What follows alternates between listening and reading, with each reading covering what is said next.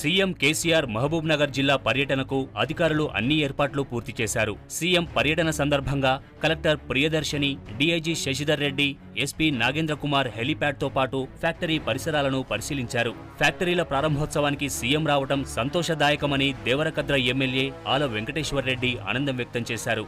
నియోజకవర్గంలో తాగు, సాగునీరు, రహదారుల గురించి ముఖ్యమంత్రికి విన్నవించనున్నట్లు చెప్పారు. ఈ కాన్స్టిట్యున్సీలో ఉన్న గ్రామానికి నీళ్ళు లేదు కాబట్టి అది కూడా డ్రింకింగ్ వాటర్ సప్లై కూడా ఈ దాదాపు 85 గ్రామాలకు ఇంకా రావాల్సిన అవసరం ఉంది కాబట్టి ఆ 85 గ్రామాలకు సంబంధించి కూడా ఎస్టిమేట్లు వేయించడం జరిగింది. అవి కూడా తొందరలో ముఖ్యమంత్రి గారి ద్వారా శాంక్షన్ తీసుకోవాలని 200 కిలోమీటర్లు మేము ఐడెంటిఫై చేసినాం R&B రోడ్డు.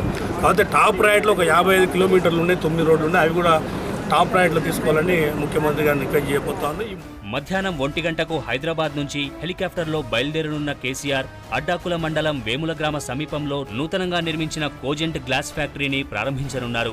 అనంతరం కొత్తూరు మండలం పెంజర్ల గ్రామానికి చేరుకుని జాన్సన్ అండ్ జాన్సన్స్ కంపెనీని ప్రారంభిస్తారు. తరువాత పెంజర్ల సమీపంలోనే ప్రోక్టర్ అండ్ గ్యాంబుల్ ఫ్యాక్టరీ నిర్మాణానికి శంకుస్థాపన చేస్తారు.